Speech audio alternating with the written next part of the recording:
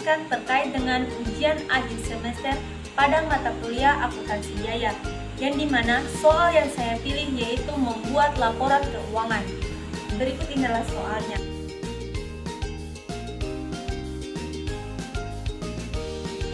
Ya teman-teman, itu tadi adalah soalnya, yang dimana kita diminta untuk membuat laporan keuangan yang terdiri dari laporan harga pokok produksi, laporan laba rugi, laporan perubahan modal, dan yang terakhir atau yang keempat yaitu laporan neraca. Ya, yang pertama kita akan membuat laporan harga pokok produksi dari CV Taruna periode 31 Desember 2019. Yang perlu kalian tahu, pada perhitungan laporan harga pokok produksi kita hanya fokus pada kolom neraca saldo, kolom ikhtisar produksi, dan kolom neraca yang ada pada neraca lajur. Yang kita perlukan dari kolom neraca dan juga kolom neraca saldo yaitu hanya persediaan bahan baku dan juga persediaan barang dalam proses. Yang sisanya kita ambil dari kolom ikhtisar produksi, kecuali nilai dari ikhtisar produksi. Oke, yang pertama yaitu persediaan bahan baku. Ada persediaan bahan baku awal yang dimana kita lihat pada kolom neraca.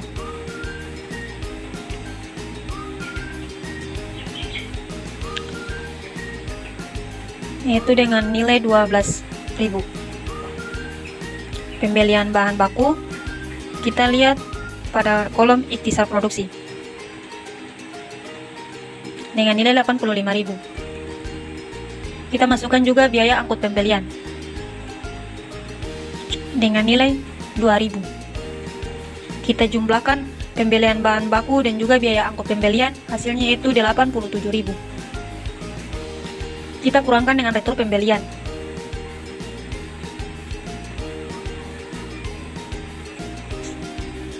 Yaitu nilainya 13.500. Dan hasilnya itu 73.500 dengan nama akun jumlah bahan baku siap dipakai. Maaf ya, tadi ada kesalahan. Nilai dari biaya pembelian bahan baku ditambah dengan biaya angkut pembelian, hasilnya 87.000 dikurangi dengan retur pembelian bahan baku, hasilnya itu 73.500 dengan nama akun potongan pembelian. Terus persediaan bahan baku awal ditambah dengan potongan pembelian, hasilnya yaitu 85.500 dengan nama akun jumlah bahan baku siap dipakai. Kita kurangi dengan persediaan bahan baku akhir. Ya, di sini kita sudah masukkan biaya BOP, yaitu ada upah tak langsung, gaji pengawas, biaya pemeliharaan mesin, beban perlengkapan pabrik, beban penyusutan mesin, dan beban penyusutan gedung mesin. Kita jumlahkan semua ini, hasilnya yaitu 56.500 dengan nama akun biaya BOP, jumlah biaya BOP. Ya, di sini kita jumlahkan biaya BOP, jumlah pemakaian bahan baku, dan juga upah langsung, hasilnya itu 171.000 dengan nama akun jumlah biaya produksi. Terus ini kita masukkan persediaan BDP awal atau barang dalam proses awal yang ada pada kolom neraca. Kita jumlahkan biaya produksi dan juga biaya BDP, hasilnya yaitu 175.500 dengan nama akun jumlah BDP atau jumlah barang dalam proses. Kita masukkan persediaan BDP akhir yang ada pada kolom neraca.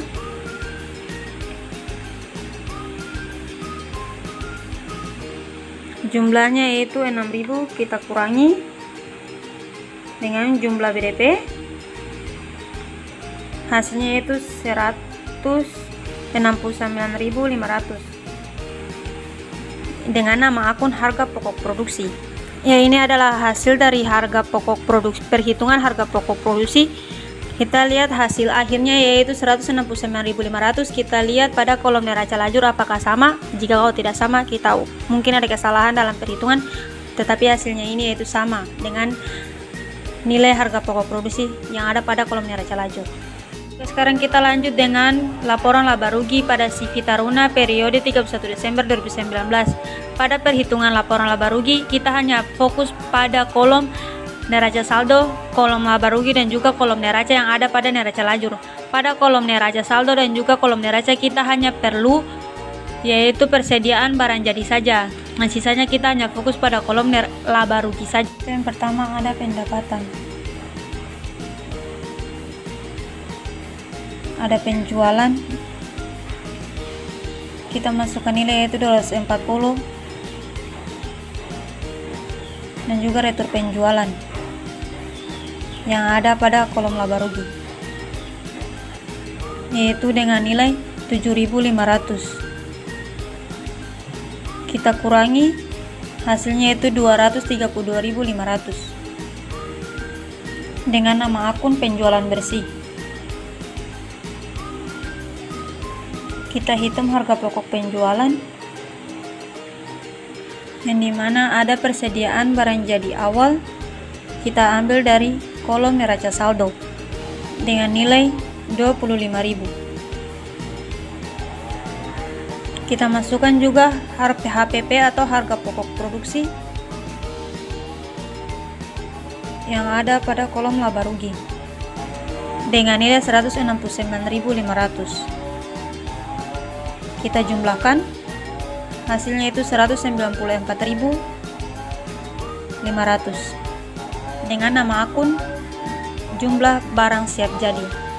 Kita masukkan persediaan barang jadi akhir, kita ambil dari kolom neraca yaitu dengan nilai 27.500. Kita kurangi jumlah barang siap jadi dengan persediaan barang jadi akhir, hasilnya itu 167.000 dengan nama akun harga pokok penjualan. Selanjutnya kita kurangi nilai penjualan bersih dengan harga pokok penjualan, hasilnya itu 65.500 dengan nama akun laba kotor penjualan. Selanjutnya kita hitung biaya usaha, yang dimana biaya usaha terdiri dari biaya penjualan, biaya administrasi dan umum, dan juga biaya operasional yang ada pada kolom laba rugi, yang dimana biaya penjualan terdiri dari biaya penjualan dan juga biaya iklan, yang dimana biaya penjualan dengan nilai 22.740 dan biaya iklan dengan nilai 8.000. Kita jumlahkan, hasilnya itu 30.740 dengan nama akun jumlah penjualan.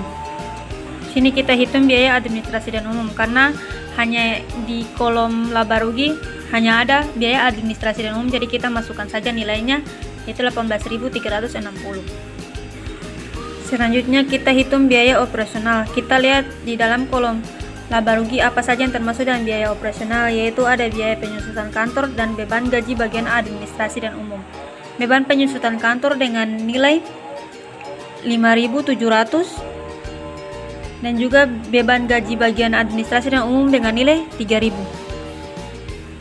Kita jumlahkan hasilnya yaitu terdapat 8.700 dengan nama akun jumlah biaya operasional.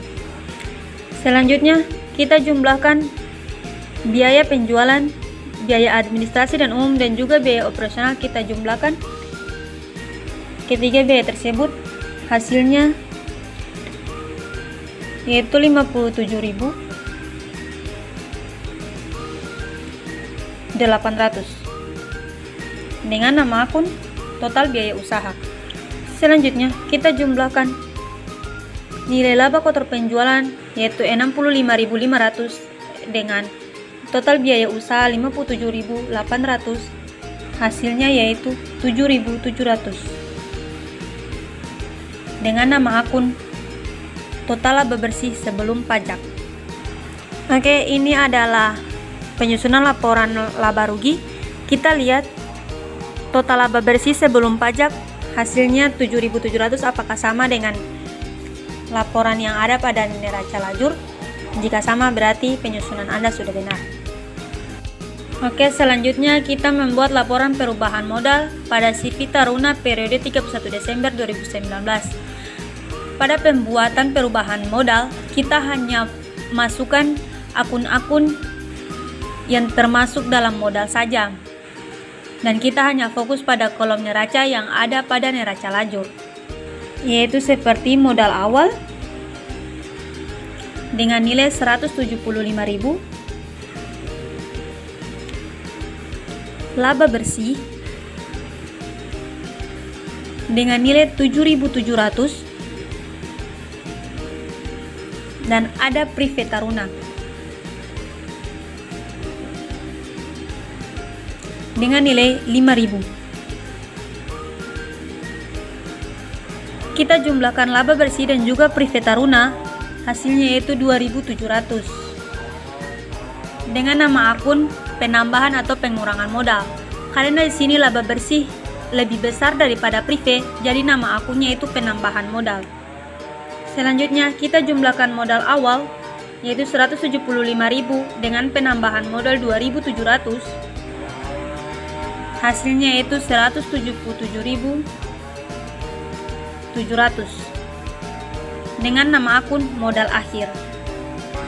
Ya, ini adalah laporan perubahan modal dari CV Taruna. Oke, sekarang kita masuk pada laporan neraca CV Taruna periode 31 Desember 2019. Pada laporan neraca kita hanya fokus pada kolom neraca saja yang ada pada neraca lajur. Dan pada kolom neraca kita menghitung nilai harta, utang, dan modal. Yang pertama kita menghitung nilai harta. Nilai harta ada harta lancar dan juga harta tetap. Yang pertama harta lancar, kita lihat apa saja yang termasuk dalam harta lancar yang ada pada kolom neraca. Ya, kita masukkan nilai-nilai akun-akun yang terdapat dalam harta lancar, yaitu ada kas dengan nilai 7.500, piutang dagang dengan nilai 31.500, persediaan BB atau persediaan bahan baku dengan nilai 15.000,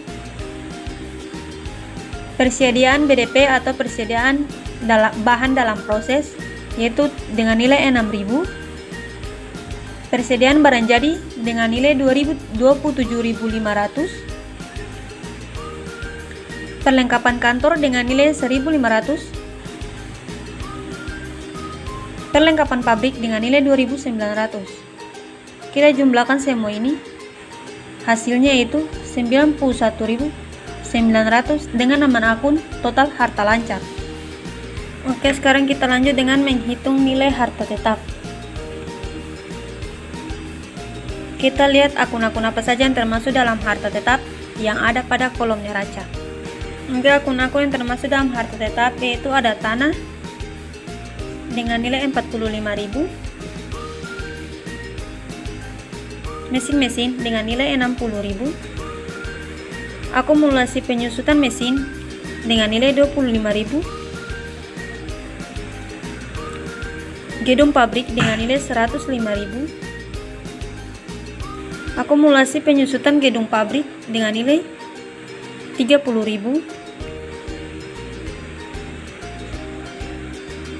peralatan kantor dengan nilai 28.500, akumulasi penyusutan peralatan kantor dengan nilai 11.400. Kita jumlahkan semua ini, hasilnya itu 172.100 dengan nama akun jumlah harta tetap. Selanjutnya kita jumlahkan total harta lancar dengan total harta tetap, jumlah yaitu 264.000 dengan nama akun total harta. Sekarang kita masuk dengan perhitungan utang dan modal. Yang pertama utang, yaitu utang jangka pendek. Kita lihat pada kolom neraca apa saja yang termasuk dalam utang jangka pendek, yaitu ada utang dagang dan utang gaji. Utang dagang dengan nilai 81.300 dan utang gaji yaitu dengan nilai 5.000. Selanjutnya kita jumlahkan kedua akun ini. Hasilnya itu 86.300 dengan nama akun total utang jangka pendek. Kita lanjut dengan perhitungan akun modal. Di dalam akun modal itu hanya terdapat modal saham. Yang tadi kita sudah hitung modal akhir pada perubahan modal. Modal saham dengan nilai 177.700. Kita jumlahkan kedua akun ini yaitu utang modal dan juga total utang jangka pendek. Hasilnya itu 264.000. Dan kita lihat nilai utang dan modal harus sama dengan nilai total harta. Jadi keduanya itu balance, yaitu nilainya 264.000. Dan ini adalah hasil dari laporan neraca pada CV Taruna periode 31 Desember 2019.